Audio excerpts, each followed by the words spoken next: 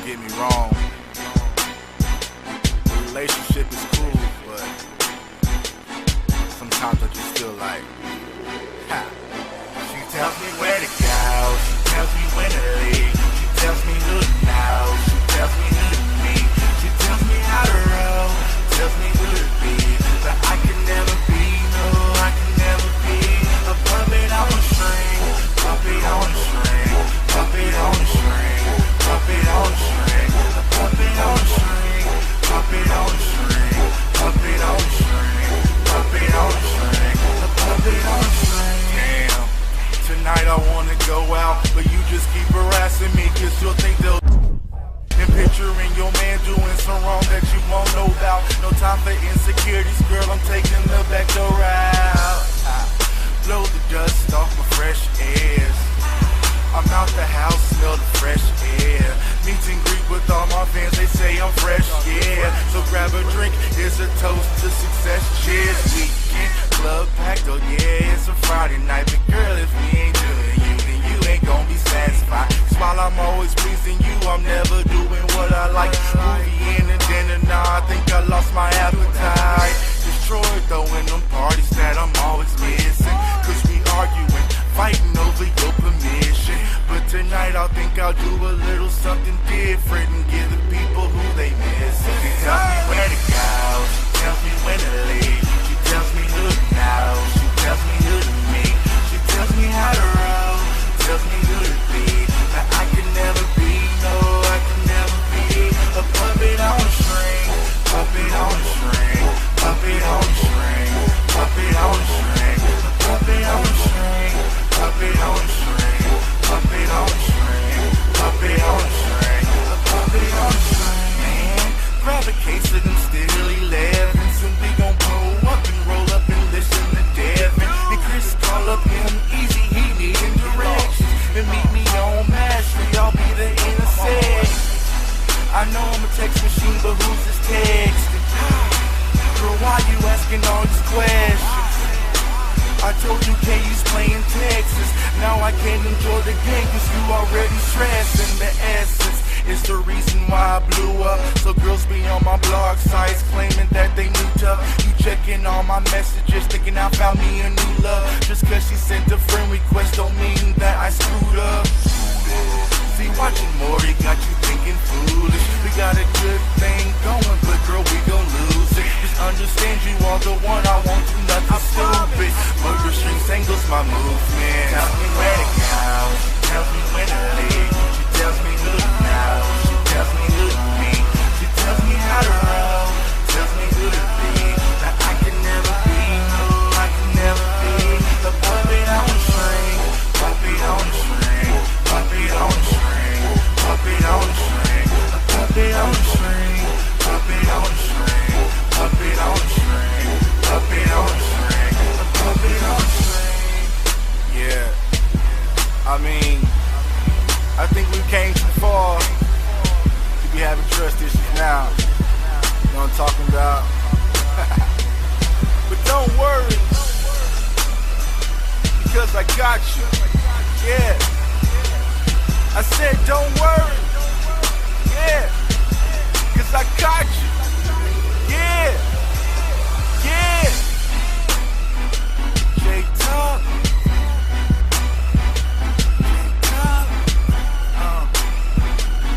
I think we got us another one. Ha. Yeah, that's Tuck, man. I'm telling you. Ha! Yes, sir.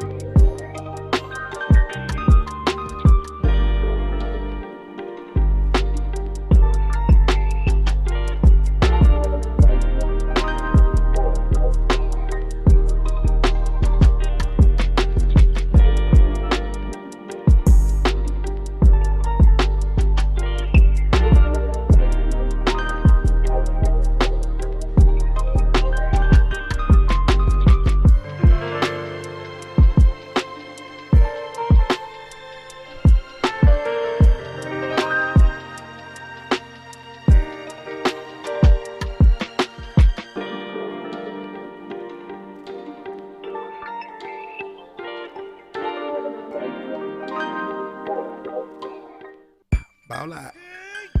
Ball out. Bow, bow. Bow, bow. Ball out. Bow. Ball out. Bow. All we do is bow. Ball out. Bow, bow, bow. Ball out. Ball out. Ball out. Me and my hitters go all out. Ball out. Ball out. We about to take them all out. Ball out. Ball out. Me and my hitters go all out. Me and my hitters go all out. We about to take them all out. Ball out. Ball out. Me and my hitters go all out. Ball out. Ball out. We about to take them all out. Ball out. Ball out. Me and my hitters go all out. Me and my hitters go all out. We about to take them all out. Dropping by the mall out. Come deliver mail on y'all route. Show them what it's all about. Just get called out. Fall out. Me and my clique, we don't fall out. Me and my chick, we don't fall out. We minding our business, keep y'all out. Break up, get up quick, then we hit licks till it's all out. I hate my job, I'ma call out. Boss of myself, child out. I'm a recruiter, a high percentage shooters. Gotta keep rifles and Rugers. Some people just trifling and losers. Watch for the jackers at night, they be cruising. I can put together. A.R. Kinston-Yetta. My hitters be tougher than leather. Can't nobody do it better. Glock 9 with the F in. Step in with my best friends. Best friend Smith and West End. If you miss 6, still catch 10. Ball out. Ball out. Stall out. Pulling up outside the y'all house. Empty till we all out. I got the juice and I'm crazy. If you not a killer, don't say. Hit squad ain't nothing to play with. Undertaker and a grave dig. Best man like Tay Diggs. When you in the paint, gotta play big. Hitters ignorant like cavemen. Went from good fellas to made men. Ball out. Ball out. Me and my hitters go all out. Shout out, ball out. Ball out. Get called out. Ball out. Ball out. Me and my hitters go all out. Ball out. Ball out. We about to take them all out. Ball out. Ball out. Me and my hitters go all out. Me and my hitters go all out. We about to take them all out. Ball out. Ball out. Me and my hitters go all out. Ball out. Boss Cowboy Sports. Thursday night in the building. Like, share, subscribe, YouTube, Facebook. Y'all get in here. It's the Boss Cowboy Sports Show. I'm your boy, the OC, the man with the plan, Boss Cowboy. And last but certainly not least, Jay Tucker's in the building. Y'all get in here, like, share, subscribe, comment. Do not forget to turn on the bell notification icon so that you get the latest and greatest in Cowboys news with Boss Cowboy Sports. Fellas, we got a lot to talk about. Fellas, how y'all feeling, man? What's going on, Jay Tuck? You first, brother. Yeah, man, I'm feeling good, man. Appreciate my guys for having me on, man. We got a lot to talk about tonight. And yeah, man, thanks for playing the track, man. That was one of my tracks from way back in the day, man. Actually, it's one of my biggest records, man. Pup on the String, based all on a true story. You know, I used to be an artist. If you follow my channel, man, you know I used to do music heavily, was heavily involved into it, man. So it's kind of cool seeing that translate to what I'm doing today, man. So yeah, man. No, that was thrown. See, and I got the video in here where you can see the years in which he was doing it. So, and I'm gonna tell you what kind of happened. What actually happened was when we got off to the show, we kept talking. And the more I kept listening, the more I was like, man, I can see where Tuck is coming from. And it's more so what I started to see where he was kind of going over the risk of the rap right now. Because I was of the opinion at first, like, man, whatever. You know what I mean? Ain't no big deal. Right. It's off season. But as I started to really listen to you last night after we got off the show, I was like, say, Tuck making some good points. Can you kind of go through a little bit of that, and then we go start asking you some questions, and we go get into the content that we go get into about Bossman. And I'm gonna fix this echo. I heard it too. Thank you, moving the chains. I'm gonna fix that right now. Yeah, so what we were talking about, man, I was just talking about, you know, when it comes to making music, it's very time consuming, right? You know, when I was making music and I was playing football at a collegiate level, you know, I was constantly, either I was on the field playing or practicing, or I was thinking about different opportunities for songs, you know, writing rhymes, different things like that. And granted, I'm not saying music or rapping is a bad hobby to have. It's a passion that I had. I grew up, I was doing it. I started writing raps way back when I was in elementary school, middle school. You know, my mom was getting called into the school. I was writing rhymes instead of doing, you know, my homework and stuff like that. So it's always been a part of me. It's still a part of me till this day. Actually, before I jumped on the show, I was looking for a brand new beat to use for an intro, and I heard a fire one, and my wheels started turning a little bit, right? And so it's a lot that comes with it. So when I was talking about Kelvin Joseph last night, me and Boss were having a conversation, it was like, it's going to take up a lot of time, but also when you make a certain type of music, it involves certain type of people that can put you in bad circumstances, which ultimately happened to me. And so I'm just kind of looking at it from his perspective. For Boss Man, you might want to be aware of the type of things that your content and your music can really put you in that can jeopardize everything you're trying to build, especially in the football field. So that's really going with it. Right, man. OC, did you have something on that? Yeah, I mean, really, it's more so of a follow-up. I have a statement and then a follow-up question for Jay Tuck about that, because I grew up on the south side of Houston, Jay Tuck, man, where they was just draped up and dripped out, and you know what I'm talking about, and ghetto boys, and, you know, I grew up in the same neighborhood with a lot of these guys, man, and it is a certain lifestyle that comes with it, and it's a certain culture if you get into that type of environment. So from my perspective, I just think that, you know, I've read all the Twitter rants, I've seen a lot of different people's opinions, and my opinion about the whole situation is really simple. It's, hey, you are a professional athlete. This is your profession. You are not a professional rapper, or you would be signed with Capitol Records or somebody else. So this is your profession. And so now you got to make your priorities the things that will cause you to excel because of the monetary investment and because of your potentially huge future with getting a second contract and securing your family's legacy for a long period of time. But, you know, I wanted you to get more into your thoughts and perspective about what is the entrapments and the type of people that could potentially be around Bossman Fat as he gets into the music game and focusing on that part.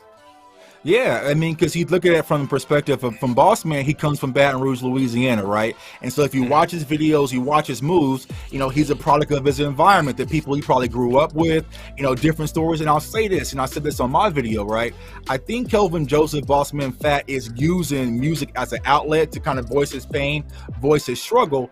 But like you said, OC, you are now a business professional and you're playing for one of the biggest franchises, not only in sports, but in the world, you know what I'm saying, globally recognized, right? And so you have to move a different way. And so, you know, the way that you carry yourself, it has to have a ripple effect amongst your crew, right? Because even if it's not, if Boss Man has nothing to do with it, if someone involved or tied to you gets into an incident, you are going to be the one that's spotlighted. And for me personally, that was my kind of, you know, a flashing light where I was like, all right, I need to do things a lot differently, because it wasn't necessarily me, it was the people I was surrounded with getting involved in a lot of things, and ultimately it could have ended up falling back on me and also put me in a very bad situation where I might not even been here in front of y'all today. I mean, it was a situation, I talked about this with Boss, it was like we had a concert, we did a show here in Kansas City, right? Everything was live, you know, crowd lit, boom, boom, boom. Me, when I'm personally, when I drink a little bit, I have to have food. Like, you know what I'm saying? I gotta stop. McDonald's, Taco Bell. One of my homeboys, he was like, nah, I'm going back to the crib. I'm not stopping. So I was like, boom, I'm not riding with you. I jump in the other car. And that night, my homeboy is no longer with us, rest his soul, because that car got shot up. So I was that close from making a decision, being in the wrong car. And the only thing that saved me was pretty much Taco Bell, you know what I'm saying? So that was one of those moments where I sit back and think, all right, damn, Tuck, you have a lot more to offer than what you're currently doing right now. You know what I'm saying? Let's change things a little bit, the way you're moving and the people that you're moving with. And I shared the video with Boss. It's like, I was out on Truce. I was out on Prospect. Those familiar with Kansas City, like they used to have an HBO special about Prospect. It's one of those streets, right? But I'm out there careless. It's, you know, 60, 70 of us out there squatted up, not giving, you know what I'm saying? But that could have ultimately came back on me. So I had to make smarter decisions about who I was associating with and how I was carrying myself. And that's the message I kind of want to get with Boss Man, is like, it might not even be you, because you're right now, you're the focal point. You're the guy with the money. You're the guy with the name. You're the guy with everything. And so you're going to have so many people want to tie to you and get what they can get off of you. You know what I'm saying? And your momentum. But not everyone has your best interest at hand. You know what I'm saying? So you got to be smart like that, because people you grew up with, you thought was cool, but they looking at you like, damn, he ain't helping us no more. He must have moved on. And now you looking as what they call the kids call the ops right now. You know what I'm saying? You a free lunch, and they might be coming after you, man. So you got to put yourself in smarter situations. And it took me to mature and grow, and ultimately become the man that y'all see today: the father, the husband, the podcaster, the hard work. You know what I'm saying? So yeah, and that's why I wanted to definitely showcase the pictures of you, man. You know, showing you with your family, stuff that people don't see. The grown man, J Tuck, you know? Right. Because that's important. Like, for people to know that there's a side where you actually had to make a decision. You had to make a decision that I was going to get off the rap and go with grown man style, because you know you can look at the befores and after of you. You know, you look totally different, you talk totally different, your whole life has changed based on a decision. So I start kind of, after I talked yesterday, man, I said, oh, I'm so glad I didn't debate him, because I would have openly just took that L. I would have. See, because there's something going on. I want us to kind of talk about this. Life don't give you no chances to grow up. Right. All right. Because who is this guy? You know? Right. Lost. You know what I'm saying? Who is this guy? Oh, that guy. Yeah, that's Max. Oh, he's so clean. He's never had a past. Right? He's all blue eyes, crystal clear, cool image, dappered up suit every day. But yeah, that's Max Kellerman too. Right. See, people don't know that sometimes there's a crossroad in life. And we gonna talk about that more with Bossman, to where I feel like Dallas is a setup place. And I want to talk about that. If you make the wrong decisions, it can go bad for you real quick in this city playing for this team. I want to just talk about that real quick. You can go first on that, Tuck.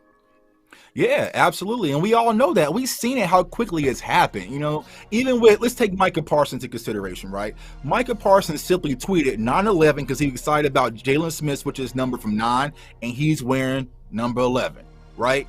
Boom, the outrage, the outlast, where he's having to actually apologize, right? We live in a different society right now where it's like the one wrong thing, it can have a ripple effect, and it can cause, he can lose money in endorsements. We've seen it happen with Cam Newton, like the wrong thing. So all it's really going to take is someone to go and backtrack to your history, boss man, and listen to the lyrics.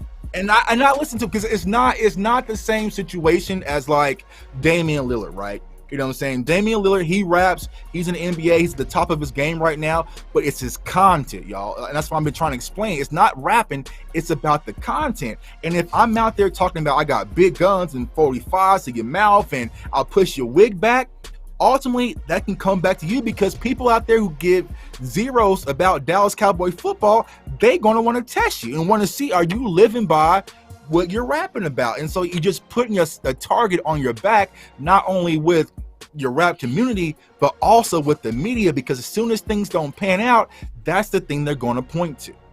And that's what we've been trying to prevent when it comes to Boss Man. It's like, you got to be aware and be more conscious, because why are we continuing to talk about Kelvin Joseph? It ain't like we just cherry picked a random rookie, right? That target is on his back because of his off the field activities outweighing actually what he's done in the field thus far. You know what I'm saying? So you got to be aware of that. Yeah, it's J Tuck, man. It's just so many layers to this. Shout out BJ Nix. I see you in the building, brother. Good to see you. So it's so many layers to this, man. First of all, here's the deal, man. Everybody has a past, right? And so what I learned from where I came from, and you know, Boss Cowboy is real familiar with the type of upbringing I had, is that I learned at a certain point in life, I had to stop hanging out with people who had nothing to lose. Right. So if you continue to hang out with people who have absolutely nothing to lose, things can turn out really, really poor for you quick. But here, this reminds me, right, of Aaron Hernandez a little bit. Because of how he came up and his background, and he never disconnected from the lifestyle and society and the culture by which he had the fake montage of keep it real, you know, and I say now keep it real, keep it real stupid, right? So some decisions are just stupid, they're not wise, and it end up, you know, getting him in prison, and evidently he, you know, obviously he committed suicide. So, you know, the whole thing is that there has to be a line of delineation and a distinction. But also, here's where I think that Bossman Fat is struggling a little bit, and because it's a lot thrown at him at once, and they don't give you time to mature. They just judge you for your immaturity, and so you feel as though I'm not being loyal. You feel as though I'm turning my back on the hood.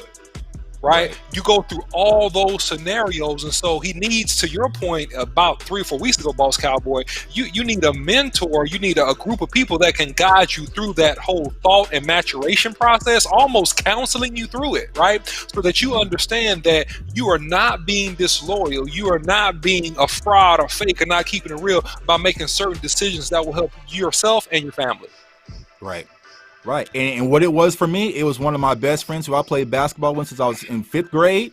He reached out to me and said, Tuck, you better than this. There's more opportunity. He had a nice job in the industry that I'm currently still in today, 13, 14 years later. And he said, you'll do great at this. And I believe in you. And he pulled me away from that.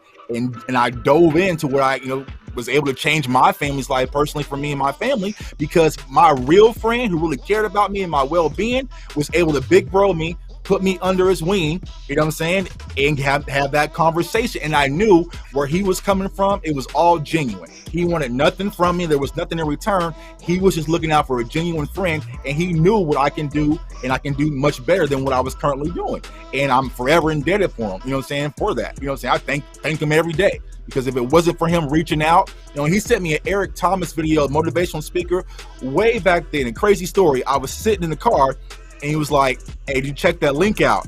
And I was like, nah, who is he? He's like, Eric Thomas, hip hop preacher. I was like, oh, what song he got? That's how lost I was back, you know what I'm saying? And then finally, I sat there and I watched the, you know, as much as you want to, you know, bad as you want to breathe, that whole video that's been, you know, viral till to this day. And I just broke down in tears, and I just knew, like, all right, Tuck, you got a family, there's people counting on you, you can do better. And, you know, he gave me the lob, got the internship, and I grinded my way to where I'm at today. So, you know, that's what Bossman really needs, is just that one big brother who's not vested in anything from him except his best interest, to reach out to say, hey, there might be a different way you can handle things. So I want to talk about something real quick and get both of y'all thoughts on this. I still think it's a better chance of Bossman now because of the moves that's starting to happen. Like the way that they're treating marijuana and stuff now, it's not as many potholes that could trip him up. You know what I mean? So, but this is one thing I finally got off of when we was talking yesterday. And I started really researching what Bossman is actually saying in his lyrics. And it's one thing, like when you're making music, and there's nothing wrong with music. I have no problem with him doing what brings him peace in his heart. But then I start thinking about it from business, right? And I know how the business is. If your message is contrary to the brand of the Dallas Cowboys, eventually they're gonna become an enemy to you. Exactly. And that's why I finally heard you, Tuck. I wasn't hearing you out right yesterday. And like, to me, it's harmless, but it's one of those things, as somebody that would talk to him and say, hey, bro, I'm from Dallas. I'm born and raised in Dallas. I'm from Southern Dallas. I went to Dallas Carter. I'm very, very familiar with the culture and the urban culture and our music and what makes us laugh and what, but at the same time, because I'm from Dallas, I know that there are sharks sitting in the water waiting on you to slip, waiting to blame a bad game on your rap. And that's already geared up. It's already in motion. Like I peeped it. You right, J Tuck. His album came out about the million on the 20th, and he got slammed on the 20th. Yeah, man. Here's another layer to this thing, and there's so many ways we can go with this thing. Listen, there are guys that are in your organization, J Tuck, and I don't even know exactly what you do, but I know 100% there are guys in your organization that want your job. Right. 100%. They want your job, and unbeknownst to you. And you may know, you may not know, they have relationships with people that could possibly put them in position to get your job. It's the same thing in every organization, all right? And so what he has to understand, look, these are guys, they're fighting for tens and millions of dollars, right? And so if they are the good guy in the locker room, they're the hard worker, they're the show up early, leave late guy, they're the always prepared guy who hadn't got the opportunity. They hadn't got the opportunity, and you do something amiss, and it can be tied to extracurricular activity, then all of a sudden that guy might get a chance. He might get a chance, and if he plays well, Bill Parcells says something, and I heard this years ago, and I never forgot it, and that's why I never came off the field. He's like, you don't ever come out of the huddle. You never come off the field because you don't know who's going in the huddle. Right. You never come out. So don't put yourself in a position to where, although you're a high draft pick and you're going to get, a lot of rope, man, coming in initially, but don't put yourself in a position that could be catastrophic later. And great point, OC, because I'll say this. In my industry, for me to do this and me talking to y'all, I had to get this pre-approved through my job. And what do y'all think the very first question was they asked me? Is this going to interfere with your production at work? How much time are you going to spend doing this versus focusing on work? So me personally, I have to make sure my production is twice as good as what it was before I started to do Cowboys content, because as soon as it slides, this is going to be the first thing they come to attack. Maybe you're spending too much time with the Cowboys content, and that's but that's how it is for all of us. You know what I'm saying? So it's like you got to be aware of that. So I know, like, every day I got to be twice as good, because if I don't, CFO gang, they gonna come right at y'all. You know what I'm saying? Like you was up talking, 8 to 10 o'clock with Boss Cowboy and OC, where you should have been focused on your diagrams and getting your presentation ready for the morning, and that's why your numbers are slipping. So I can't have no pity party, and that's the same way the Dallas Cowboys are going to treat Kelvin Joseph. It's not an issue until it becomes an issue, but as soon as he slides, as soon as he's out there versus Tampa and he's pointing at KZ saying, "Oh, that's my bad," where was you? Why wasn't you in the playbook? You missed veteran OTAs. That was a simple read concept. You missed it. What was your focus? And this is all going to come back up, and it's going to be a lot to handle. So I hope he's prepared, because he's on an uphill battle just because of his off the field activities. So, Tuck, I want to talk real quick, because this is one thing that when we was talking yesterday, bro, I had no idea how deep your background was in the rap game. I had man, Tuck was serious. I was serious, bro. Like, as I was preparing this, bro, I said J Tuck was boss man. Like, for real. It's just that J Tuck, he just made grown man decisions. He just, at some point in his life, he said, man, I gotta change this up. You know what I mean? I gotta put first things first. And you can't even get a cent of rap residue on my brother right now. It is not even a whiff. And to be quite honest, the songs that y'all see that I have on SoundCloud, that's a small fraction, because I cleaned all the other ones that I got them on an old dusty hard drive here in my house. You know what I'm saying? So if you got the old CDs, you still got it. But there's mixtapes, there's videos, because I went and took all that off because I had to start a new brand. And it's funny when you see people who been there from the beginning, like on Facebook, they like, bro, you've changed so much. Like, it's crazy to think that this is the same person, but I had to mature. I had to grow, and ultimately I had to think about what's best for my family, and that wasn't it. What I'm doing right now currently, that provides for everyone upstairs, and so I had to shift my focus. J Tuck, you the big uncle, brother. You the big uncle that, like, literally somebody like Boss Man need to hear. You know what I mean? Just because I'm gonna say this. Now I'm finna spin this whole conversation. I hope y'all ready. All right, I'm finna spin this thing. It's finna go in a totally different direction. Cause guess what? I think you can rap I can do, because see, we've seen this before. Right. I'm not calling Boss Man Prime, Right. but this is one thing about Prime. As I talk about Prime, Prime was able to do whatever he wanted to. You see him on Saturday Night, Live. You see him with MC Hammer. When he was drafted, he was as cocky as can be with 80 gold chains. He showed up to the Dallas Cowboys with Mercedes-Benz golf carts. He high-stepping and doing everything he want, but he was always ready to play. Always ready to play. You had no questions on Sunday. The You had production no was there. questions on Sunday. If you think about the players who've done it, whether it's Deion Sanders, whether it's Shaq, whether it's Damian Lillard, hell, Allen Iverson, like the production was there. So yeah, you can go ahead and dance and rap all you want Monday through Thursday, you know what I'm saying? But on Friday, Saturday, when it's game time, the lights come on and you do what you expected to do, we have no issues with it. But think about it like this. One of my favorite rappers, and it's kind of weird I listen to him, right? Antonio Brown. Antonio Brown, you know what I'm saying? AB had a rap album. I liked a few of his joints, right? But what ultimately happened when he went to Tampa? Tom Brady said, hey, you got to chill with that because it's winning time. And he ain't dropped one track since.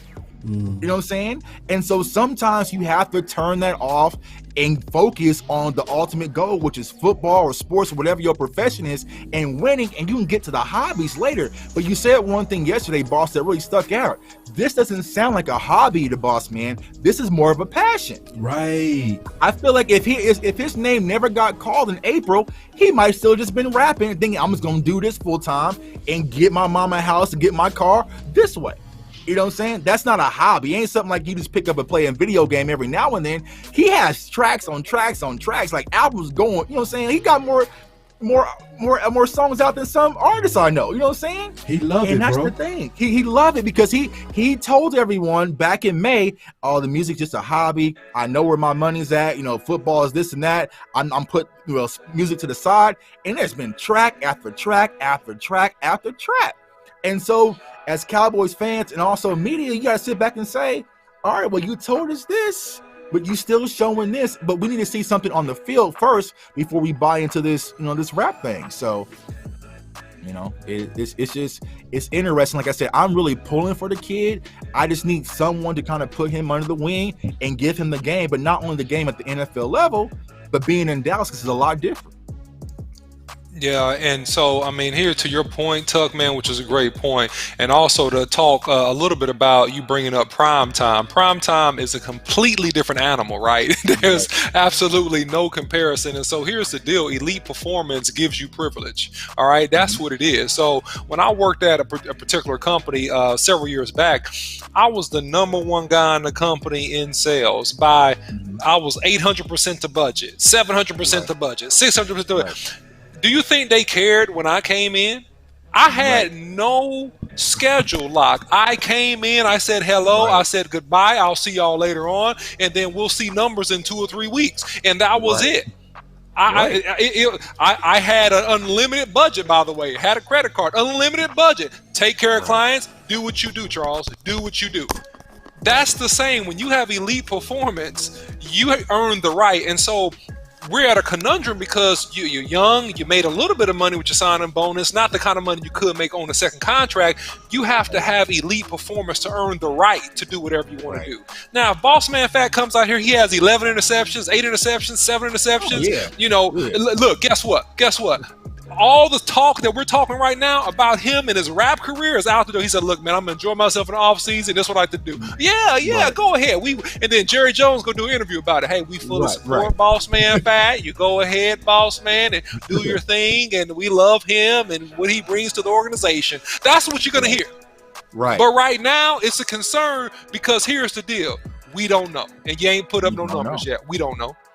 And it wasn't like he was setting college football on fire either. You know what I'm saying? So that's the thing, is like, all right, we need to see the football aspect of, like I said yesterday, of Kelvin Joseph. I'm seeing way too much Bossman Fat. I need more Kelvin Joseph. You think about it, if you wanted to make a thumbnail for this video, he probably got 2 Bossman Cowboys videos or photos you can actually use for. And that's the thing, because he ain't been out there. You know what I'm saying? So you had COVID, you missed for certain reasons. All right, bro, but I see you on the gram constantly. Like I literally told Boss yesterday, I bet if I pull out my phone and go to Instagram, he's online right now live. And Lord behold, as soon as I pulled up my phone, he was live. You know what I'm saying? It was just like, it was right on schedule. He said like, it.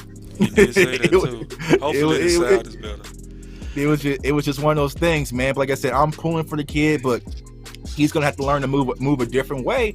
And with the content he's making specifically, like I said, because even everyone wants to talk about, well, Cole Beasley rap. Cole Beasley's content was a lot different than what you hearing from Kelvin Joseph. So he's gonna either change his content or something else because it doesn't mesh with the Cowboys brand. Think about it. And that's I said the this risk. Right, it doesn't mesh. That's it the risk. Doesn't mesh. And you running the risk because you sitting back. Think about it. As soon as CeeDee Lamb was drafted last year, he had Sleep Number. He had all these different advertisements tossed at him.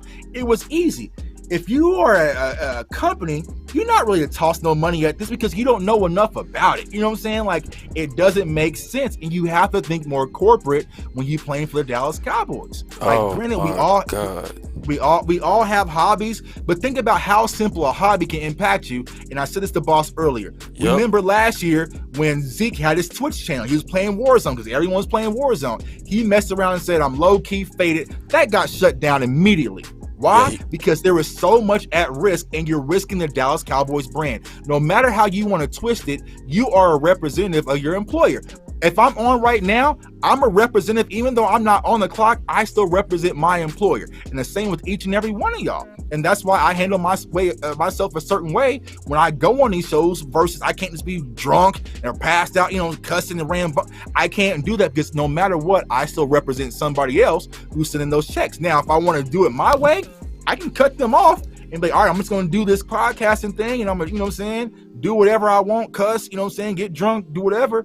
But that's not the case. And so you got to understand that when you taking a paycheck, you are an employee and you got to hold yourself in that manner. Yeah, I can't agree more, J-Tuck, man. And look, one thing I tell people, and I even teach this now when I go to different companies, everybody has to have pie. And I don't mean apple pie. I'm giving free game to everybody that's listening right now. Pie. Performance, image, and exposure. And so what happens is that performance comes first, man, and you got to have a clean image. And that's why, to your point, J-Tuck, CeeDee Lamb got the advertisers thrown at him. That's why Dak Prescott, even after his rookie year, had millions of dollars worth of endorsements because of his image, his performance, his image, and that led to him getting immense exposure. And so you got to have that cocktail sauce to make it in the big city of Dallas. And then also something else that a lot of people don't recognize or mention is that really, if you lived in Dallas for any amount of time, it's a really small business community. And so once you get in certain circles, everybody knows everybody. And so it's going to be critical, man, how they see you and how they relate to you. Right. And I want to say something real quick. My mic is super loud. Let me turn it down because I got a second mic. See, I always got to back up, y'all. You always got to be ready. Turn up. Turn it up. Low. Yeah, you're a little low. Just a little bit. All right. That should be better. So check this out. Honest to God, I want to speak for the corners as somebody who played corner. Okay? There's a certain amount of swag that come with a corner that most don't understand. I came on the show, I had a cheetah shirt. OC said, what is that? I said, you wouldn't understand. You was an offensive lineman. I'm a corner. Right. See what's flashy to everybody else is normal to us. Right. You see what I'm saying?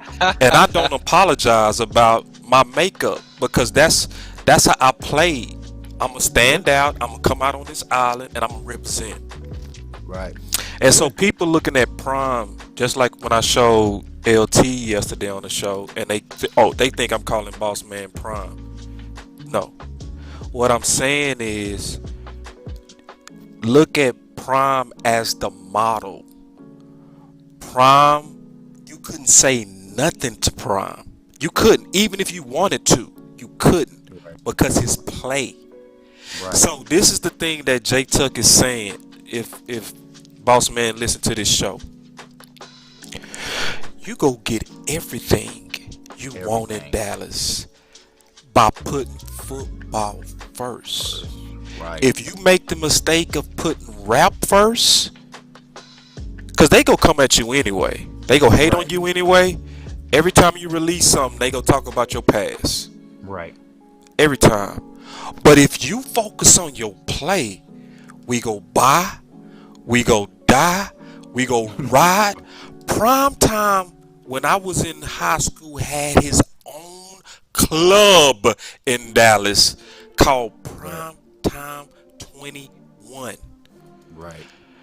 Running the club business. Asked the cornerback for the Dallas Cowboys, did anybody say a word? Nope. Because he was always ready to play. Prime didn't smoke. Prime didn't drink. And people don't know that.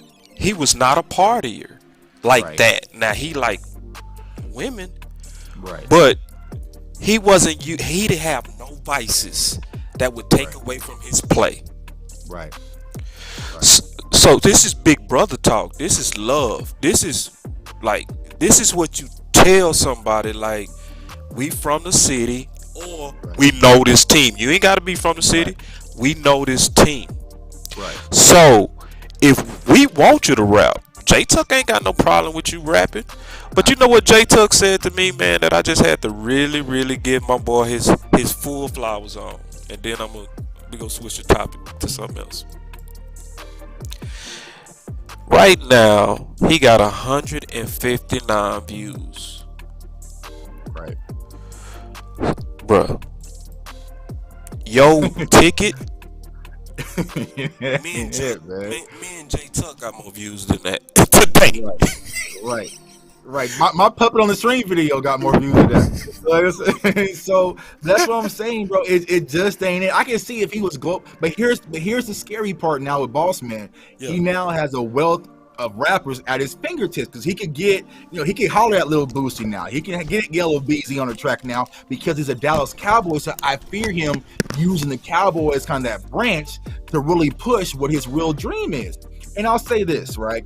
We've all been around rappers. I was one myself. What rapper y'all know goes into the studio completely sober with some vitamin water, ready to record knockout tracks? You tell us, rapper. That's what I'm saying.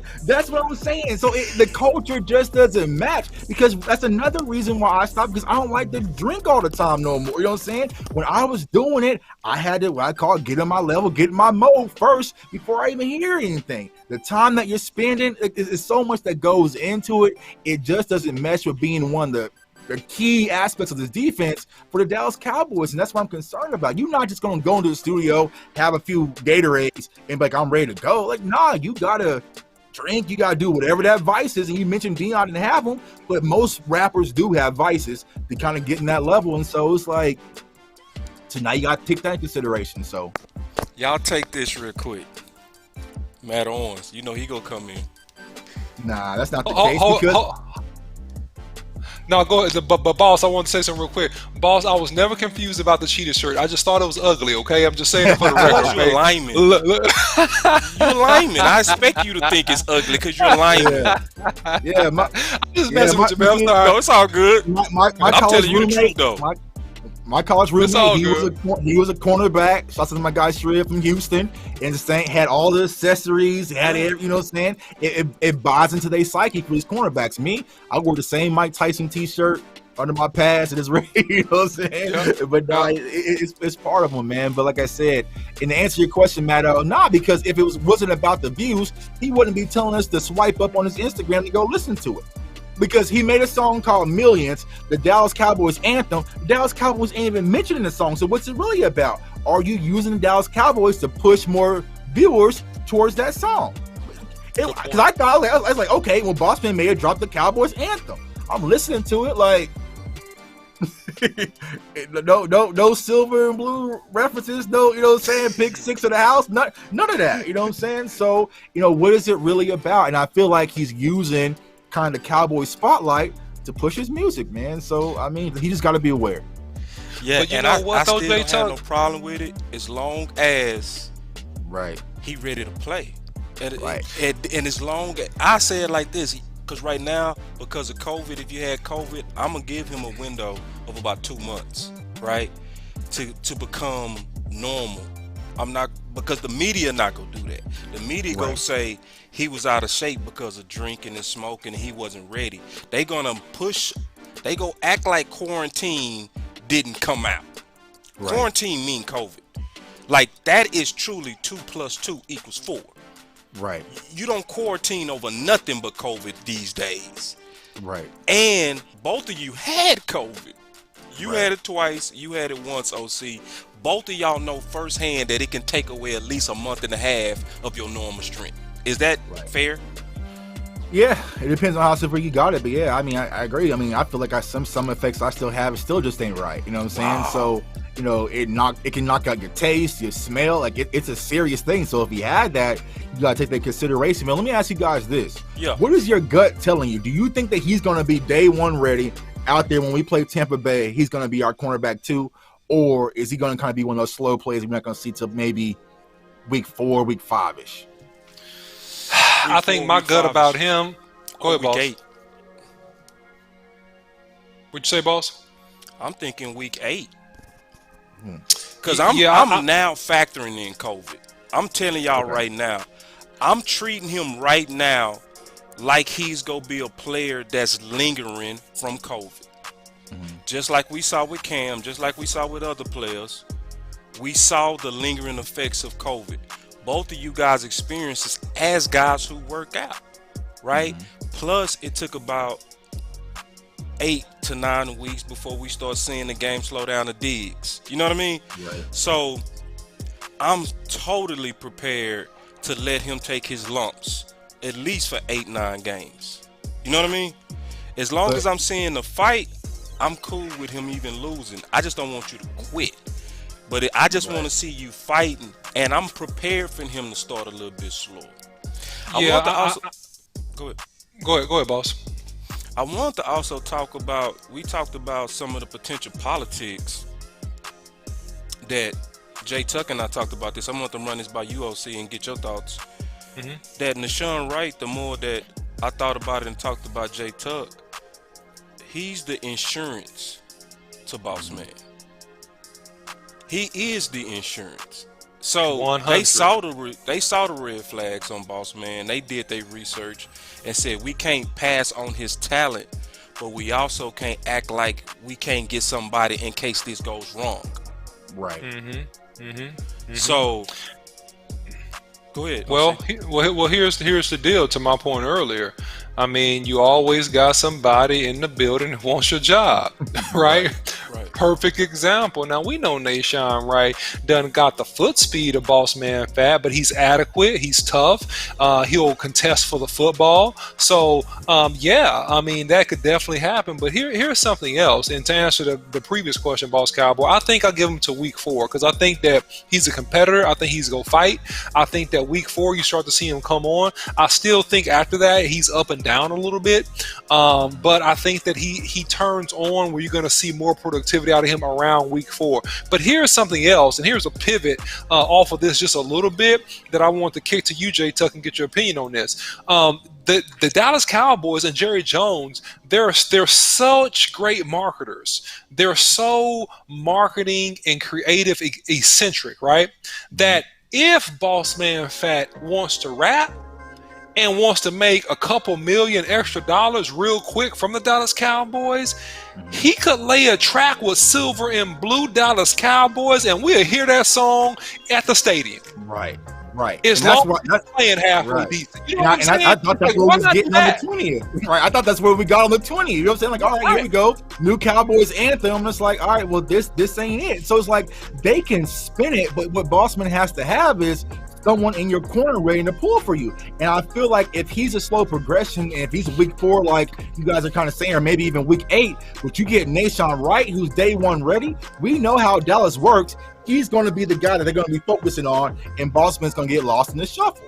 And so it's like you got someone at your heels who's ready to come and eat. He's progressing. You're hearing his name a lot, whether it's camp and articles and media.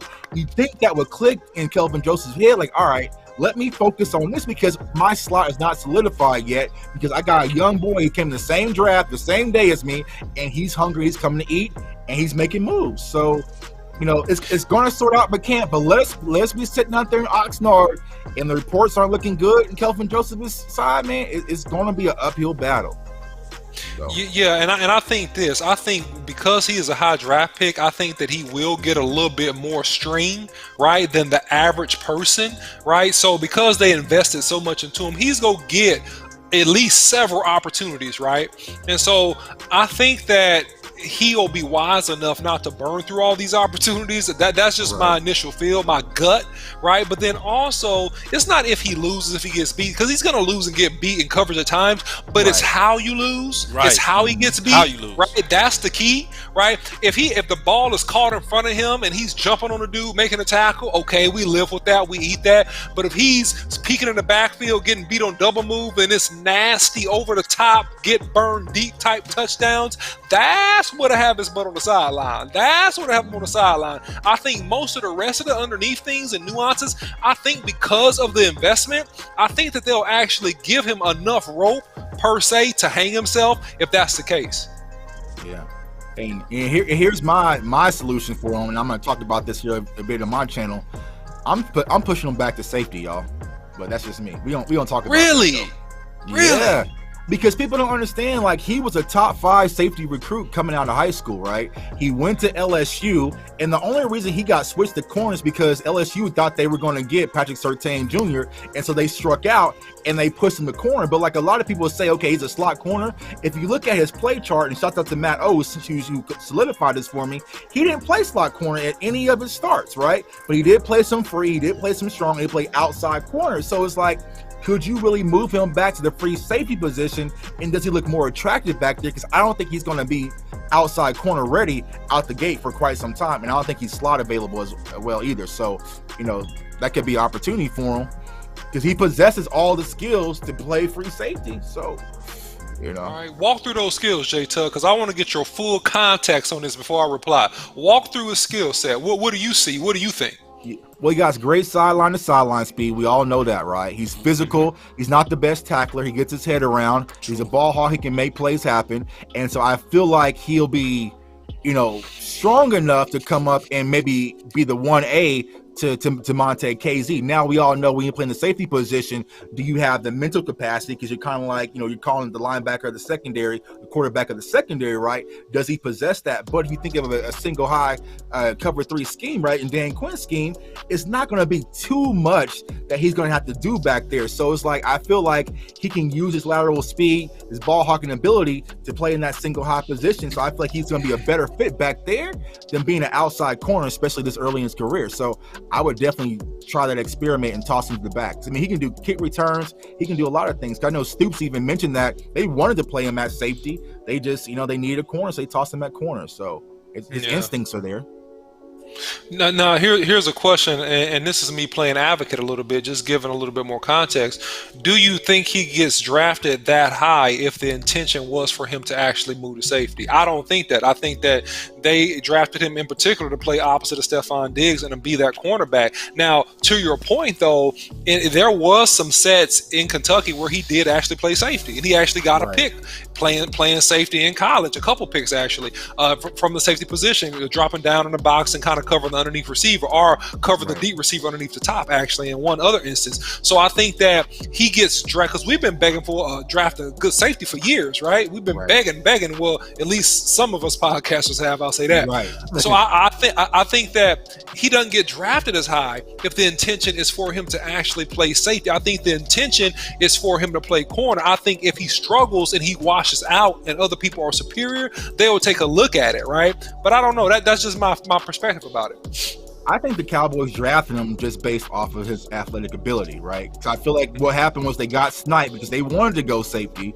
They got sniped right ahead because I think they wanted Trayvon Moore. He was high on in their list. The Raiders jumped him. They're like, all right, who's some guy that has some athleticism that we can probably put in the secondary? And he was just like the next pick, right? So I don't think they're really tied to him being a corner. I think they're tied to him just being the secondary. So if he slides a little bit and he's struggling, I think they could toss him back to safety and see if he works out there. But you know, we'll see. Like I said, I'm pulling for the kid, man. What to see. So I don't think he's going to be a slot guy because he already got Jordan Lewis, and so the really open availability is the Anthony Brown position. And it's like, Is AB going to give up that position that easily? I doubt it. So, you know. Yeah, let me jump in real quick on this. First of all, I'm gonna have Tuck back a little bit on this. I don't quite agree with him going to safety, but I'm super open for it because OC, it's not about that they drafted him for safety. What I admire that Jay Tuck is doing is he's being creative. You know? Yeah. And I'm not gonna knock creativity. Like, he's doing what I always want podcasters to do. He's throwing out ideas that he believe in that make us better. So, like, I don't want to, like, kind of punch on him for thinking outside the box, because it's not about, to me, the debate on what was their intentions. It's about the creativity of it. Now, only thing that makes me upset about his thought was, you know, Professor O and him came up with that thought from looking at the history of LSU. It upset me a bit honest, because you listen to the history of what he said. Surtain was getting ready to come to potentially LSU, so they was like, what we gonna do? What we gonna do? Let's move this man to safety. Right. So they said our corners is getting ready to be too deep in talent, but Joseph is also so good that we can't take him off the field. We go put him at safety. Right. What I've been saying the same thing with Cox. Now LSU had that common sense to say, okay, the cornerback room is getting ready to be too deep. Let's be open to move him to where he can still make plays. But if you say it in the Dallas Cowboys circle, you treat it like it's blasphemy. That's the only thing. It wasn't the idea that Jay Tuck had. It was the fact that LSU was exercising the common sense I would want us to be at least open to as a fan base and as an organization. And getting the best players on the field. Yeah. And to both you guys' point, no, I'm all the way open for creative thought, right? Nashawn Wright was looked at safety, right? I thought he could play safety or corner, right? Bossman Fat, I mentioned earlier, played a little bit of safety in college as well. I get it. We got Micah Parsons, who we don't know exactly what he's going to play. He's going to play all over the field. He's going to be a linebacker, but he's going to rush as well. So I even said, if we go back and look on draft night, right? Well, on the 3 draft days, I mentioned, hey, this is great for the Cowboys in the sense of drafting no name, no position players. I call them position players that could play either or type of positions, players that have flex. You even see it on the offensive line late in the draft, them drafting my guy out of Ball State and also my guy out of Wisconsin. Those guys could actually play inside or outside. I think one of them will play mainly inside. So, no, I like the ideal and thought. I'm saying in terms of value and in terms of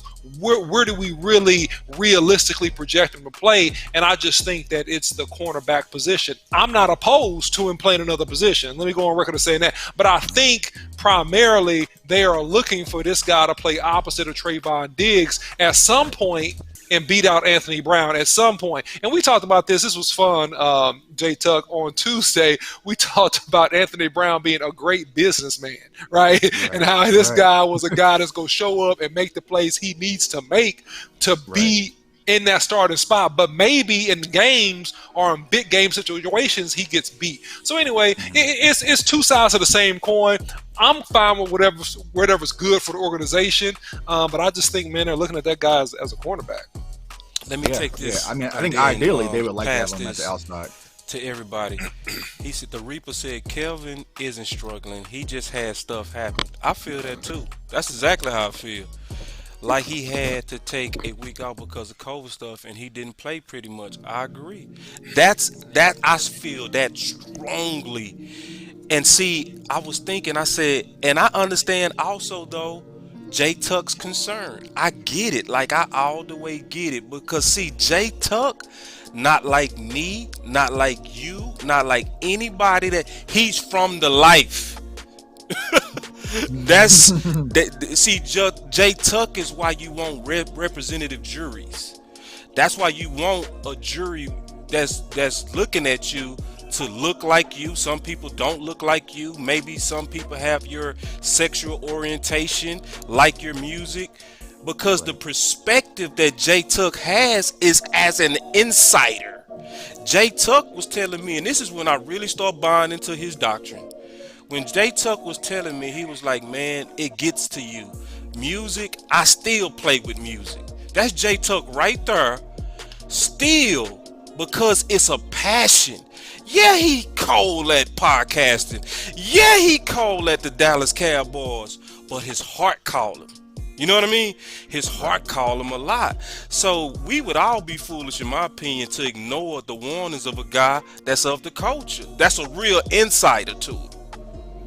Yeah, it's always going to be in you. It's installed in you. It's all you know. You know what I'm saying? So it's one of those things I'll never be able. Like I said, I was just listening to another intro and I heard a beat and my brain, my gears just started working. Like I could probably flip this if I wanted to, you know, because it's always going to be in me, man. So, and like I said, it's really not that, you know, I think Kelvin Joseph had a bad camp because he didn't. But what we're seeing is Nahshon Wright is starting to leapfrog. So if we go to Oxnard, who do we think is going to be the first one to get the reps going into camp? It's probably going to be Nahshon Wright. That's how I'm kind of looking at the picture right now, because he was there in OTAs, he was there in in veteran camps, right? And he had his name kind of jump. He made some plays. You're hearing the coaching staff talk about it, and when you start hearing the coaching staff speak about you, and Nick's had mentioned this earlier, right? Nahshon Wright was the coach's pick versus Bossman being more of the scout's pick. So of course, Nahshon Wright probably has people internally that's pulling for him. So hey, second string, get out there. Nahshon, go in.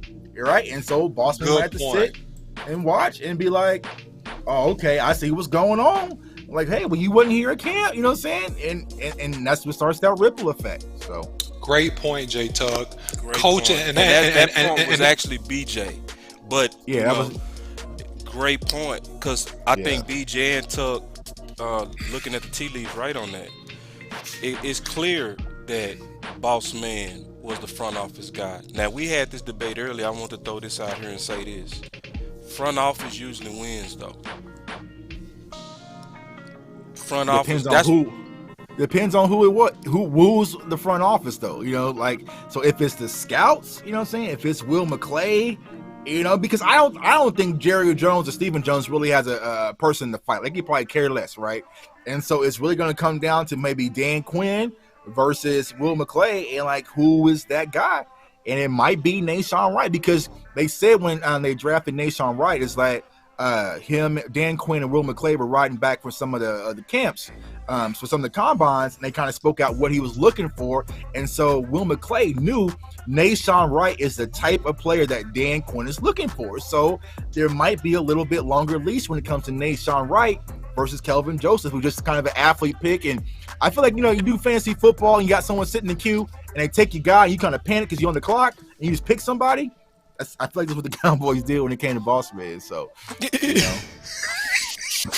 they did. It was like they had Trayvon Morgan sitting in the queue, like, oh, it worked. He fell right to us. And then right before he got sniped, they're like, bro, what do we do? What do we do? Like, I don't know. We on the clock. We got to do something. Kelvin Joseph, let's roll with him. You know what I'm saying? I almost bet that a little bit. This is just a gut, though. This is just my gut feeling. I think Dan Quinn has something to do with this too. It's just gut. You think though. so? I'm gonna tell you why. It's because this whole draft, not the whole draft, but I'm gonna say this draft. It might have been front office. Let me back up, because and the reason why I just vacillated on that is because of the ball pick. You know what I mean? It looked like they was determined to get what they felt built the roster. You know? And that seemed like front office was like, man, all the Garrett got doctrine, no more. You know what I mean? It's no more of that. It's all about, we go take a chance on the player to make that happen. Right. Yeah. Well, let me just jump in and just give just a little bit of insight here, because historically we know that in the first 3 to 4 rounds, Will McClay has been really good at drafting players. Right? I think we all can agree on that. And then here's some insight that I personally got from a former Dallas Cowboy who asked Will McClay when he got in the building, hey, am I going to get an opportunity? And Will looked at this unnamed person and said, hey, you go get an opportunity. So I think that front office has a lot of pull when they put their name and sign off on a player on if that guy's going to actually get some reps. So the over-under for me, I'm betting that Bossman Fat is going to have enough rope to either be successful or either to hang himself. At least early. Right. Yeah. Right. I do want to. Did you have something else on that, Tuck? Because I want to flip the script just real quick. Nah, that's it. Like I said, like I'm pulling for the kid because we need a cornerback too. So whether it's him or Nashawn Wright, it is what it is. But like we've been saying, if you go out and perform, we buying all them records, we jamming, buying all them shirts. So just do what you got to do, bro. But just be cautious how you move. Well, I tell you, just real quick, I want to kind of turn the channel and talk about something else real quick as I'm trying to start to pull it up. Because one of the things that, let me just see if I can find this clip real quick because I really, really want to play this because I want to talk about this with both of you guys. Give me 1 second.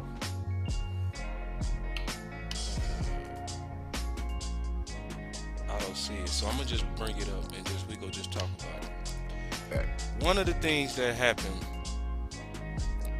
when Brandon Tucker came in, he said something. I don't know if you caught this, OC. He talked about Tristan Hill being left out. Yeah. He said, man, under the Rod Marinelli regime, Tristan Hill, and see, this is a guy who worked them guys out. So he knowing what's going on. You see what I'm saying? He's very much in the tune of that, of what's going on. And then he talked about under a whole nother regime, he had a fresh new start. Where he earned a starter role. And so what I started thinking about was kind of like when we was talking about Prime. Like Prime and players like him, Prime is basically Jay Tuck. Jay Tuck started as a young rapper who would let you have it, give it to you, who became a super professional with not even a hint of residue of the past rapper. But the same thing happened to Prime, where he started off with the gold chains. It was all about representing himself and his style and his flair, and he wore it with pride. But if you look at the veteran Prime, you look at the veteran man, just like Max Kellerman, it's the only gold chain you see right there is the whistle, right? You see a clean cut man who took off all that extra stuff that wasn't really adding to the professional brand, that was really helping his income. My thing is, when you listen to the stories of Tristan Hill and you think about Bossman Fat, that's what made me say grown men forget what it's like to be young. They forget that some of these guys are going to mature like Prime. Just like Jay Tuck, just like Max Kellerman, right? Max Kellerman in his rap career, totally different look, holding his shirt up with the gun pointing like he has a gun in his hand, right? You see all those different looks, but it's low patience, right? So now when you look at Max Kellerman, just like Jay Tuck, just like Prime, there's no residue. They have all fully adopted what it is to be a professional man and seize the moment. But it's no patience for these kids, man. Tristan Hill was truly left out to die, and they not go give Bossman no chances. That's why I hope, as we tag him and do all that different stuff, that he actually sit down and listen. Like, bro, this is no judgment on you. This is no hating on your love of the rap.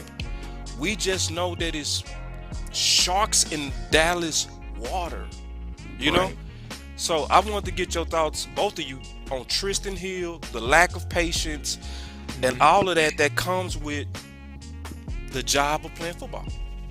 Yeah, I think that the whole key with Tristan Hill is the fact that he was overdrafted. And so to some degree, he's being blamed for the front office's mistake. Ooh, well said. He was overdrafted, man. They took him a little bit too early, man. He should have been taken maybe a round later. He was raw with some physical skills, but he didn't have the strength and he didn't have the technical polish to come in and be an immediate impact. And we've talked about this many times on the Boss Cowboy Sports Show. There are very few defensive tackles that come into the NFL and are ready physically to be day one contributors, or year one, or even year two. Normally it's between year 2 and year 3 that physically they mature and they gain the strength and the poise to fight against grown men that are 29, 30, 33 years old that have had enough time to fully mature into their strength in their body. So the power difference, and I played a little bit of professional ball, the power difference from college to pro is exceptional. The strength level, the quickness level, it's exceptional. And so if you're expecting that guy who's actually a developmental prospect to come in here and to give you a rat lift type production, then it was a reach on your part. Secondarily, he was injured. And then, third, he didn't receive the type of coaching and support that he needed. So it's an unfortunate nuance of the game. NFL, Jerry Glanville said that means not for long. And that's exactly what it means for most people. Not for long if you don't put up numbers pretty quick, regardless if it's fair or not. Because we talked about this on Tuesday, that defensive line room is pretty busy at this point, right? And so it's going to be somebody that's going to be the odd man left out. And if Tristan Hill, whether he's 100% or not, he better play like he's 100%, or it could be him. Yeah, I agree with everything the OC just said. And Jeff Kavanaugh, he mentioned something when he was on my channel, about having a sponsor, right? And I feel like for Tristan Hill, you got to have someone who's speaking for you, saying, all right, that's my guy. But when you go through 3 different coaching changes, who is in that locker room, in that war room, lobbying for you, right? And I feel like Tristan Hill doesn't have that. So every year he's having to prove himself to a different staff. And so he's going to be on an uphill battle once again. But not only him, you got to think about players like Bradley or not. You got to think about players like Reggie Robinson. Dan Quinn might come and say, bro, I didn't draft you. They ain't with me. They not with this staff. So who is going to be your vocal point for you saying, no, we need him in-house and he can really add to this defense? And so you got to think about it, like OC was saying, constantly players are coming in and they want your spot. Next year, when we're out in Vegas, there'll be 12 more draft picks coming in and they can move on from whoever they want. So you constantly got to perform because no job is safe. Like you said, not for long. So, I expect Tristan Hill to make this roster, but it's going to be a tough push. He's going to have a great camp in order to stay on it, to be honest with y'all. Yeah, and I'm going to be honest as well, man. I feel like we're getting ready to make a big mistake because of sponsors and all this kind of stuff that we get caught up on. That's why I do miss Bill Parcells, because Bill Parcells didn't get caught up in sponsors. He got caught up in competition. Right. And Tuck also said something that I don't think a lot of people caught. He said, I hope this staff is patient with him. Tristan Hill is at the ideal place because defensive tackles slow cook. I know it's a lot of optimism on Osa, but it's too premature. I'm being all the way honest. His flash is dead real. That is no doubt. But the history is overwhelming against him being the instant impact. So when you see somebody like a Ed Oliver, who had all the top 5 flash, height, when he got to Buffalo, they was like, you got the flash, but you're not quite ready. Get your butt to second team. Right. That's why I'm not buying into the Osa being this instant impact. I'm not buying it. It's like he go have to do what 99.9% of the other defensive tackles do. They got to get their butt whooped until they learn the speed of the game.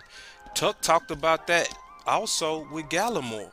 He talked about how when we lost Poe and we lost Tristan Hill, he was forced to play, and you can see the speed and the tempo of the game was too much for a little while. Right. And he finally started to get his legs around the second half of the season.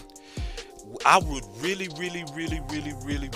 want us to be patient, knowing that Tristan Hill is now at that point to where you this is what you wait on, bro. You wait on your 3 for defensive tackles. You pray for your 3. It's just his comes with an ACL. So it might take him to week 4, week 5. But if you not seeing it in training camp and you cut him, Because will he be ready for camp? that's what I'm saying. It's like, that's why I feel what Tuck was saying. I want us to be patient. This is where that guy, it's two guys I want us to be patient on, bro. And I mean this from the bottom of my heart.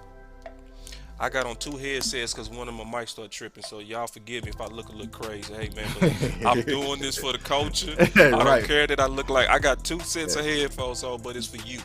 All right? But I want to say this. Be patient on Bossman. Be patient on Tristan Hill. Be patient on them. Be patient, in my opinion, on Bossman, because that's COVID, y'all. You know what I'm saying? That's COVID, bro. Like, I want to give his body time to catch up. Be patient on Tristan Hill. Give his knee time to catch up. Don't throw him to another team that's go then stash him. Then when he finally heal, get the year 3 version of Tristan Hill. I'm going to kick a wall. I'm going to kick a wall hard. Because he was starting to spark last year before the injury. He was one of the bright spots on the defensive line before the injury. And I liked his demeanor going into camp last year. He was very businesslike. You watch how he handled himself in the interviews. He was focused. They said he was in his playbook a lot more. And like the injuries kind of slowed his progress down. So hopefully he's able to heal. But like you said, are they going to be patient with him? Is it truly going to be competition like they say? Or is there some backdoor hidden favoritism going on, which always goes on in Dallas? So we'll have to, wait and see how that all works out. Yeah. Let me go ahead and jump in, and I'm willing to jump out on a limb and preemptively answer this question. Anytime you have a brand new coaching staff that had a great influence in that draft, the patience tends not to be there. Yep. Right. I hate it, OC. So think about our career, Boss Cowboy, when we played in college, and we had a change in staff. Was the patience there? It was zero patience. It was no patience. It was, you're not. First of all, I got hired because you guys sucked or you guys lost, right?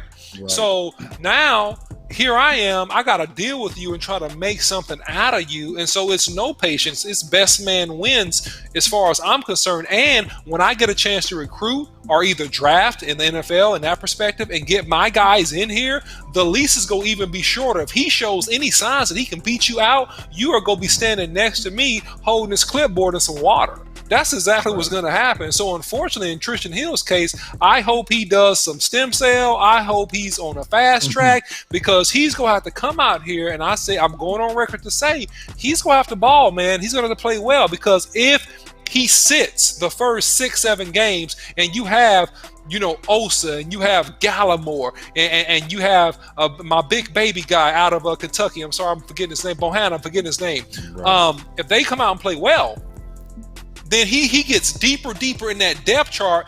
And then by the time you get to mid-season, it's very hard to dig yourself out of being 4th string. It gets tough. So I just hope he comes out and he can play well early. Right. Yeah, no, I feel that. I honestly feel like that we setting up to make a mistake, because I didn't like the pick at 58 because I knew it was better players there. But I was okay with it from, well, we're going to have to wait till year 3. And it's here now. It's here. And I know this is when a majority of your guys turn the corner. You know what I mean? Like, and it's historically on your own team. So how do you not know that? Tank blew up year 3. David Irvin blew up year 3. Collins blew up year 3. It happens with everybody pretty much, bro. Right. This is what we've been waiting on. I would just hate it. You know what I mean? Because to me, this wouldn't be just about talent. It would be about the timing of his injury didn't match the competitive nature that was coming into camp. And if you was patient with guys who should have been off the roster, like Sean Lee and like Crawford, then why not be patient with the guy who's now fully marinated and that you're going to need? Because those guys had sponsors, man. And that's the word I hate. And I hate it. I know that's how the life is. I agree. That's how life is. You had someone saying Sean Lee is great, Crawford's great leadership, so they kept him in house and kind of drugged him out. And I just don't feel like Tristan Hill has that. So it's going to have to be strictly performance based because, like OC says, does he even fit Dan Quinn's mold? What he's looking for, is that what his ingredients are? And I don't think that it is. And so man, he fit, bro. He definitely fit. When I look at his measurables and everything about him, him and Gallimore are the true ideal 3 techs. Right. They perfect, like good first steps, explosion, all the stuff you want in the 3 techs. Both of those, and Osa, all 3 of those. Right. They fit tighter than the OJ glove. You know what I mean? Right. It's just that I would hate for his talent to get away. Because can we say this? I want to get y'all opinion on this. Can we say sponsor is another word for politics? Yeah. True. Exactly what it is. Yeah, it is. It's politics as usual. Jay-Z rap. It's politics, bro. So, but you got it goes on in every level of sports. Who's lobbying for you? You know what I'm saying? I've had running backs on my team in college who was far better than the starting running back, but his dad was a booster, a real sponsor, right? And and he got those reps, man. So it's a lot that goes into it that we don't think about. It's not always best man plays or best man wins, and it's unfortunate. So we'll have to see how everything shake out. Like I said, Tristan Hill needs to get to camp early because he has some work to do. And I see we them boys in the house, man. Yes, this is a live show, we them boys. This is not a replay. We live. Yeah, we live, baby. Just so you know. No, this is most definitely live. So, let me turn this down. I wanna replay real quick my boy's song before we get out of here, man. I think is it that appropriate, Jay, man? Is it that very appropriate?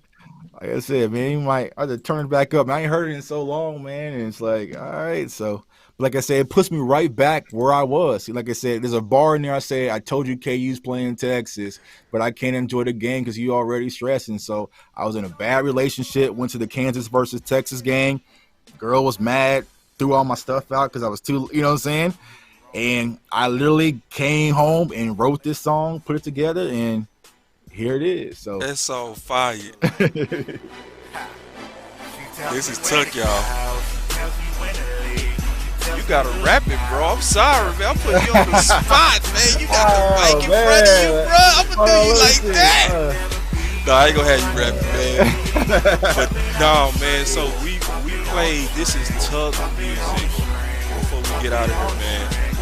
This is your boy Tuck. And I was listening to it all day preparing this show. And one thing I can say, man, you extra talented, bro. Appreciate you.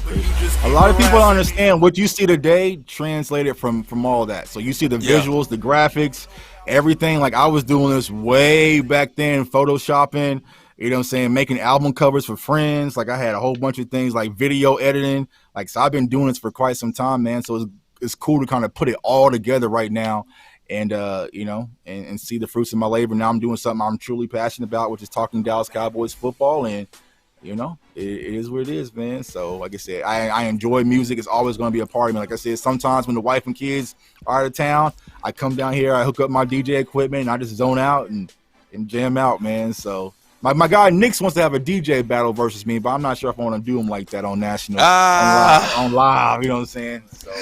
And I always get it, man. Like, I get it, man. So, final words. Before we get out of here, I do want to let y'all know, man, we got a 5 show coming up Tuesday.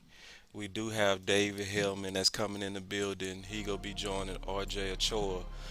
So we got obviously 2 major insiders that's gonna be joining the final word, man. So and we bringing all that to everybody, which I'm excited about, man. We it's with it being this off season, what we doing is we trying to prepare everybody for this training camp. So that goes with the talk with Jay Tuck, who I think gave us wonderful insight of the mind of an artist and the passion of an artist. And when you sent me this, man, I got so crunk when you showed me, like, bro, this is really the life. Like, it's real. Boss man, love it. Like the insight from this show, I mean, I love this show. Like, I was excited making the show because I really learned about guys like you that's really like Boss Man. You know what I mean? Right. So Right. And I think the most important thing I wanted to share for a lot of people, just not for Boss Man, but it's for anybody watching, like, people change, man. People change. We grow up. We make mistakes when we're young, and sometimes, we grow. But I see a lot of people who reach out to me like, bro, you inspire me.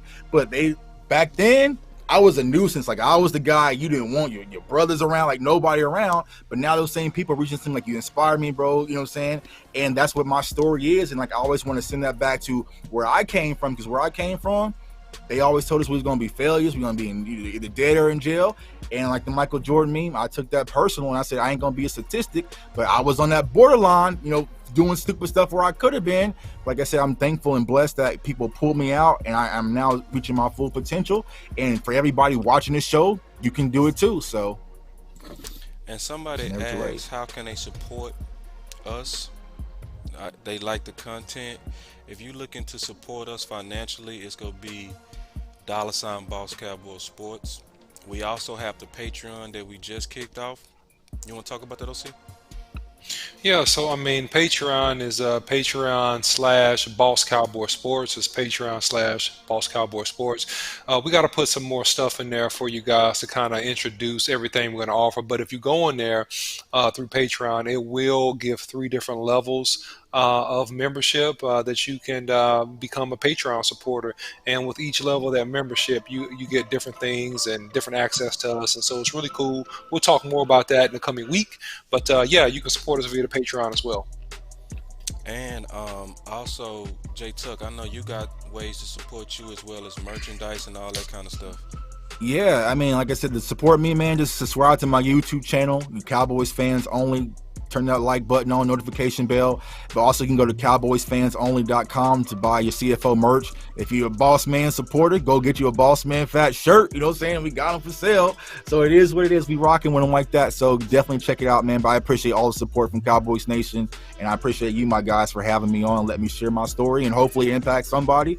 If it's not Kelvin Joseph, maybe someone's watching and it clicks, because, like I said, paid it forward. That's what the most important part is. So yeah, man, it's a great story, bro. I love to see that one of my friends is basically walking the path of the Max Kellerman and the prime time. You know what I'm saying? Where you, where you can see they took it was a fork in the road, and they could have stayed on the path of keeping it real. And it's a lot of pressure in a lot of communities to keep a certain type of urban look. They say you real if you have gold chains and the diamonds and the gold teeth, but it's a lot of us that after we've been living a while, we start learning that, like, hey man, it's a little bit better for my income when I'm a little bit more neutral. right. And a lot less flamboyant. Right. And a lot of people, like, don't let them pigeonhole you as that's selling out. You know what I'm saying? Nah, it's focusing on your money and your opportunity and your growth and moving like a boss, man. Like, and that's what it's really about, man. I see so many kids like, nah, because they gonna slander you. A lot of people like, oh, Tuck, you've changed. You're not the same. Yeah, but a lot of things have changed. I'm glad, because if I was that person right there in that photo still today, I feel like I felt in like, because I ain't reached my full potential. So, you got to grow. You got to come out of your shell. Get new surroundings, surround yourself with genuine people who care about you, nothing invested, and y'all grow together, man. And your circle's gonna get smaller. I was the person, I had to know everybody, but it's like, hey, I probably got 4 or 5 core friends I talk to on a day-to-day basis, and that's about it. Look at this. So. What's up, Marcus? Hey. We got Marcus Motion in the building, man. Thank you for visiting the show today, and we really, really, really enjoyed you. And obviously, when you come in the show, we gonna show you how much we got much love for you. We still got your pictures and everything still built into the show. So, I mean, when you peek in here, we gonna also support you as well and tell everybody to make sure you also go up there and subscribe to Locked In on Cowboys. He just blessed us with his presence, and that's dealing with one of the top insiders and top minds in football. Like I straight up. didn't like his jersey selection today, Marcus, because he talking about the retro jerseys. Now we all know the Thanksgiving joints with the large stars. Those are the ones in Dallas that's the supreme, man. So hopefully, speaking of prime time, those are my favorite jerseys, man. So Yeah. hopefully bring them back. And we will. He said, "Keep up the good work. Thank you." And we love when you can visit, and just come in every now and then and say hello, Marcus. And we showcased your counter move idea yesterday, and because I loved it. And Marcus also said, "Ha with you, J Tuck." Those big stars, man. I hope they bring those back. Yeah. So I mean, I really appreciate it. It's nothing like the Dallas Cowboys. Like, it's nothing like our insiders. Like, when you see the fact that we are all treated like family. Like, if you put in the work to, put out good content, they reward you in this family. They come out. Right. Like, they really come out. Like, when we reached out to RJ and David Hellman, they was like, of course. Like, it was absolutely, like, no problems when they said they coming on. Like, they jumped at it so quick it was scary. Right. Like, real talk. So, right. But that's because we all in this together. We are all in this together. Like, we are all trying to win 6. Share ideas that's gonna move the Cowboys closer to 6. And it's nothing like this. And so obviously, thank you, Marcus. Thank you, RJ. Thank you, everybody that's gonna be on the show and that's already come on the show and that's gonna continue to come back. And we will continue to spread good content that's gonna help us get closer to 6. Do y'all have any last words? No, I mean, just to echo what you said, man, I appreciate y'all content, what y'all do. Like I said, even though we content creators, man, I'm a fan of y'all show. I watch y'all constantly. I'm constantly in the chat. I was in the chat last night, man. So, great channel, man. Just keep up the great work. I'm one of y'all biggest fans, man. So definitely continue to do that. Continue to thrive, man. And, pushing this culture forward. That's what I'm all about. That's what I stand for. Not just insiders, but content creators, podcasters, everybody, man, because it's fun. You get so many different perspectives from different avenues, and it all makes sense at the end of the day. So, yes, indeed. OC, what you got before we get out of here, brother? Yeah, so listen, thanks to everybody for watching the show, tuning in. I appreciate all the love and support. Like, share, and subscribe, Boss Cowboy Sports. Don't forget to turn on the bell notifications icon so you get the latest and greatest in Dallas Cowboy sport content and news. Don't forget also to follow us on Twitter, Instagram as well. You can follow me at the OC on Twitter and also on Instagram, and also Boss Cowboy Sports on Instagram and Twitter as well. All right, and y'all know it's me, and I always say this, and I mean this from the bottom of my heart. And I really mean this. We strive to be very loyal here versus being devoted. That's the aim of everything that we do when we talking about the Dallas Cowboys. Now, sometimes we go say stuff you're not gonna agree with. Sometimes we go say stuff that you think is wrong. But as long as you know that the whole heart of what we saying is about putting our ideas that's gonna get us closer to 6. That's what we're about, in the words of Mike Lombardi. So y'all stay with us, and we real close to getting 1,000 subscribers. We're about 150 away now. We're gonna be over that by the end of this show. So y'all help us get there. We're real close to hitting our first goal, and it's gonna take us into a whole nother stratosphere in the YouTube as well as the podcast community. So thank y'all for supporting us, and we're gonna continue on the mission of BCS, which is to try to help us get closer to 6 by putting ideas out in the community that's gonna help us. So y'all stay with us, and much love. Don't leave, guys.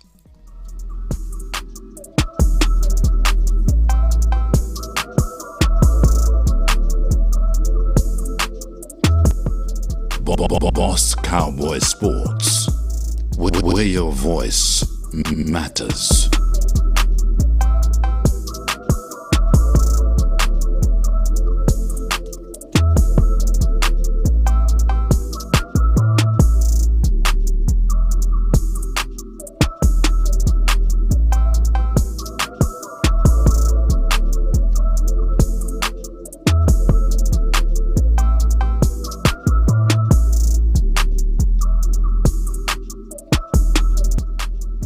Boss Cowboy Sports.